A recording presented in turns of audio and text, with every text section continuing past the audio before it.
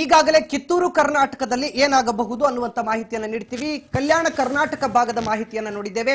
ಕಿತ್ತೂರು ಕರ್ನಾಟಕದ ರಿಸಲ್ಟ್ ಅನ್ನ ನೋಡ್ತಾ ಹೋಗೋದಾದ್ರೆ ಒಟ್ಟು 6 ಲೋಕಸಭಾ ಕ್ಷೇತ್ರಗಳನ್ನ ಕಿತ್ತೂರು ಕರ್ನಾಟಕ 6 ಲೋಕಸಭಾ ಕ್ಷೇತ್ರಗಳ ಪೈಕಿ ಯಾರಿಗೆ ಎಷ್ಟು ಮತ ಸಿಕ್ಕಿದೆ?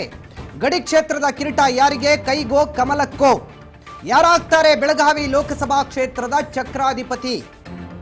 ಬೆಳಗಾವಿಯಲ್ಲಿ ಜೂನಿಯರ್ಸ್ ವರ್ಸಸ್ ಸೀನಿಯರ್ಸ್ ಸಮರವೇ ಕಂಡು ಬರ್ತಾ ಇದೆ. ಚಿಕ್ಕೋಡಿಯಲ್ಲಿ ಅನುಭವಿ ಮತ್ತು ಹೊಸಬರ ಮಧ್ಯ ನೇರ ಪೈಪೋಟಿ ಇದೆ. ಹೇಗಿದೆ ಕಿತ್ತೂರು ಲೆಕ್ಕಾಚಾರ? ಯಾರಿಗೆ ಮೂಡಿದೆ ಜೈಕಾರ?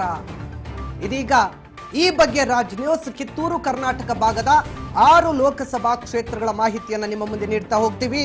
ಚಿಕ್ಕೋಡಿ, ಬೆಳಗಾವಿ, ಧಾರವಾಡ ಹಾಗೂ ವಿಜಯಪುರ, ಬಾಗಲಕೋಟೆ, ಹಾವೇರಿ ಈ 6 ಲೋಕಸಭಾ ಕ್ಷೇತ್ರಗಳನ್ನ ಇದೀಗ ನಾವು ಕಿತ್ತೂರು ಕರ್ನಾಟಕ ಭಾಗದ ಸರ್ವೆಯ ಭಾಗವಾಗಿ ನೋಡ್ತಾ ಇದ್ದೀವಿ.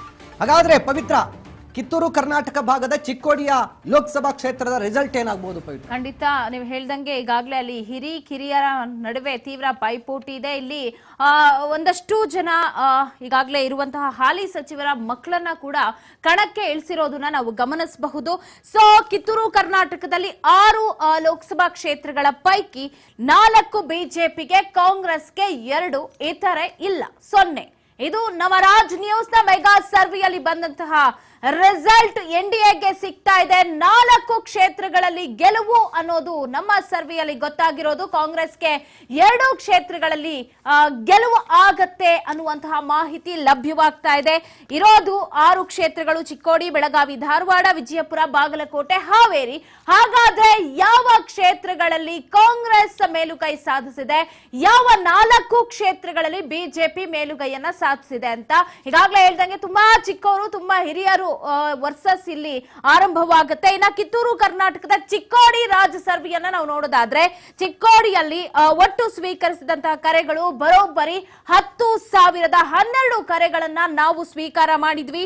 ಇಲ್ಲಿ ಅಣ್ಣಾ ಸಾಹೇಬ್ ಜೊಲ್ಲೆ ಸರಿಸುಮಾರು 5,310 ಕರೆಗಳು, ಅಂದ್ರೆ 53ರಷ್ಟು ಮತಗಳನ್ನ ಪಡೆದುಕೊಂಡು ನಮ್ಮ ಸರ್ವೆಯಲ್ಲಿ ಅವರು ಜಯಭೇರಿಯನ್ನ ಬಾರಿಸಿದ್ರು.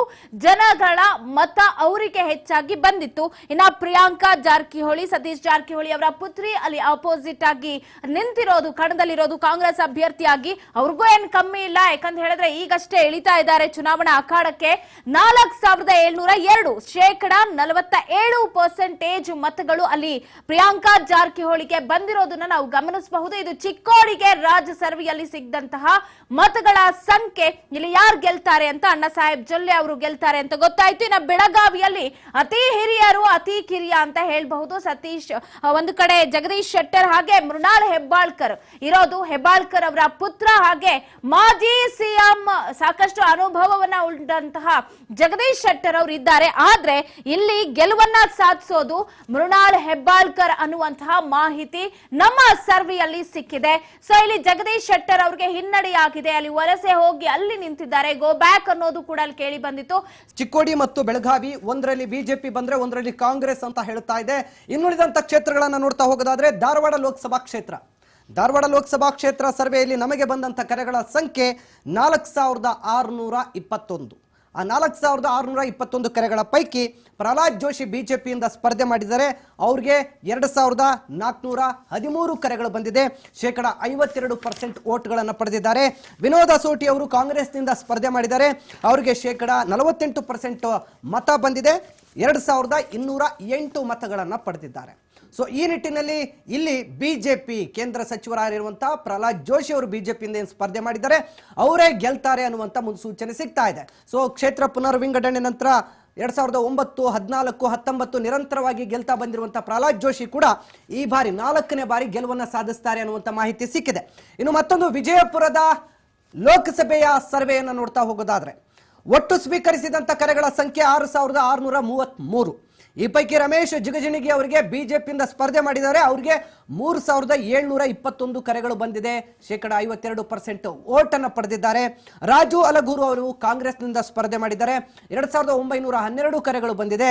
ಒಟ್ಟು 48% ಓಟ್ಗಳನ್ನು ಪಡೆದಿದ್ದಾರೆ. ಸೊ ಈ ನಿಟ್ಟಿನಲ್ಲಿ ವಿಜಯಪುರದಲ್ಲಿ ಈ ಬಾರಿ ಬಿಜೆಪಿಗೆ ಗೆಲುವು ಸಿಗುತ್ತೆ ಅನ್ನುವಂಥ ಮುನ್ಸೂಚನೆ ಸಿಕ್ಕಿದೆ. ಮತ್ತೊಂದು ಲೋಕಸಭಾ ಕ್ಷೇತ್ರ ಇದೇ ಕಿತ್ತೂರು ಕರ್ನಾಟಕದ ಭಾಗ, ಬಾಗಲಕೋಟೆ. ಬಾಗಲಕೋಟೆಯಲ್ಲಿ ಒಟ್ಟು ಸ್ವೀಕರಿಸಿದಂತ ಕರೆಗಳ ಸಂಖ್ಯೆ 12,266 ಕರೆಗಳು. ಬಹಳ ದೊಡ್ಡ ಸಂಖ್ಯೆಯ ಕರೆಗಳೇನೋ ಬಂದಿದೆ. ಬಟ್ ಯಾರಿಗಿಲ್ಲಿ ಅಧಿಕಾರ ಸಿಗುತ್ತೆ? PC ಗದ್ದಿಗೌಡರ್ ಬಿಜೆಪಿಯಿಂದ ಸ್ಪರ್ಧೆ ಮಾಡಿದ್ದಾರೆ. ಅವರಿಗೆ 5,611 ಕರೆಗಳು ಬಂದಿದೆ. 49% ಮತಗಳನ್ನು ಪಡೆದಿದ್ದಾರೆ. ಸಂಯುಕ್ತ ಶಿವಾನಂದ ಪಾಟೀಲ್ ಕಾಂಗ್ರೆಸ್ನಿಂದ ಸ್ಪರ್ಧೆ ಮಾಡಿದ್ದಾರೆ. ಅವರಿಗೆ 6,655 ಕರೆಗಳು ಬಂದಿದೆ. 51% ಓಟನ್ನು ಪಡೆದಿದ್ದಾರೆ. ಇಲ್ಲಿ ಕಾಂಗ್ರೆಸ್ ಗೆಲುವನ್ನು ಸಾಧಿಸುತ್ತೆ ಅನ್ನುವಂಥ ಮಾಹಿತಿ ಇದೆ. ಒಟ್ಟು 4 ಬಾರಿ 2004, 9, 14, 19 4 ಬಾರಿ ಗೆದ್ದಿರುವಂತಹ ಗದ್ದಿಗೌಡರ್ ಈ ಬಾರಿ ಮನೆ ಸೇರ್ತಾರೆ ಅನ್ನುವಂಥ ಸೂಚನೆಯನ್ನ ಆ ಭಾಗದ ಬಾಗಲಕೋಟೆಯ ಜನ ಇದೀಗ ರಾಜ್ ನ್ಯೂಸ್ ಸರ್ವೆಯಲ್ಲಿ ಕೊಟ್ಟಿರುವಂತದ್ದು. ಮತ್ತೊಂದು ಕಿತ್ತೂರು ಕರ್ನಾಟಕ ಭಾಗದ ಹಾವೇರಿ ಲೋಕಸಭಾ ಕ್ಷೇತ್ರವನ್ನು ನೋಡೋದಾದ್ರೆ, ಹಾವೇರಿ ಲೋಕಸಭಾ ಕ್ಷೇತ್ರದಲ್ಲಿ ಒಟ್ಟು ಬಂದಿರುವಂತಹ ಕರೆಗಳ ಸಂಖ್ಯೆ 8,362. ಮಾಜಿ ಸಿಎಂ ಬಸವರಾಜ ಬೊಮ್ಮಾಯಿ ಅವರು ಇಲ್ಲಿ ಬಿಜೆಪಿಯಿಂದ ಸ್ಪರ್ಧೆ ಮಾಡಿದ್ದಾರೆ. 4,481 ಕರೆಗಳನ್ನ ಅವರಿಗೆ ಜನ ಅಲ್ಲಿ ಕೊಟ್ಟಿದ್ದಾರೆ. 52% ವೋಟ್ ಶೇರ್ ಅನ್ನು ಪಡೆದಿದ್ದಾರೆ. ಆನಂದ ಸ್ವಾಮಿ ಗಡ್ಡಿದೇವರ ಮಠ ಅವರು ಕಾಂಗ್ರೆಸ್ನಿಂದ ಸ್ಪರ್ಧೆ ಮಾಡಿದ್ದಾರೆ. 3,879 ಕರೆಗಳು ಬಂದಿದೆ. 48% ವೋಟ್ ಶೇರ್ ಅನ್ನು ಪಡೆದಿದ್ದಾರೆ. ಈ ಮೂಲಕ ಮಾಜಿ ಸಿಎಂ ಬಸವರಾಜ ಬೊಮ್ಮಾಯಿ ಅವರು ಈ ಬಾರಿ ಹಾವೇರಿ ಲೋಕಸಭಾ ಸಂಸದರಾಗಿ ಆಯ್ಕೆ ಆಗ್ತಾರೆ ಅನ್ನುವಂತ ಮುನ್ಸೂಚನೆ ಸಿಕ್ಕಿದೆ. ಸೊ ಇಲ್ಲಿ 2019ರಿಂದ ಶಿವಕುಮಾರ್ ಉದಾಸಿ ಅವರು 2019ರಲ್ಲಿ ಗೆದ್ದಿದ್ರು ಮತ್ತು ಅದರ ಹಿಂದೆ ಕ್ಷೇತ್ರ ಪುನರ್ವಿಂಗಡಣೆ ನಂತರ 2009, 14, 19 ಈ ಭಾಗದಲ್ಲಿ ಈ ಸಂದರ್ಭದಲ್ಲಿ ಶಿವಕುಮಾರ್ ಉದಾಸಿ ಅವರೇ ನಿರಂತರವಾಗಿ ಗೆಲ್ತಾ ಬಂದಿದ್ರು ಕೂಡ ಈ ಬಾರಿ ಅಲ್ಲಿ ಜನಾಭಿಪ್ರಾಯ ಮತ್ತೆ ಬಿಜೆಪಿಗೆ ಇದೆ. ಆದರೆ ಕ್ಯಾಂಡಿಡೇಟ್ಗೆ ಈ ಬಾರಿ ಬದಲಾಗಿರುವಂತಹ ವಿಚಾರ. ಬಸವರಾಜ ಬೊಮ್ಮಾಯಿ ಅವರು ಸ್ಪರ್ಧೆ ಮಾಡಿದ್ದಾರೆ.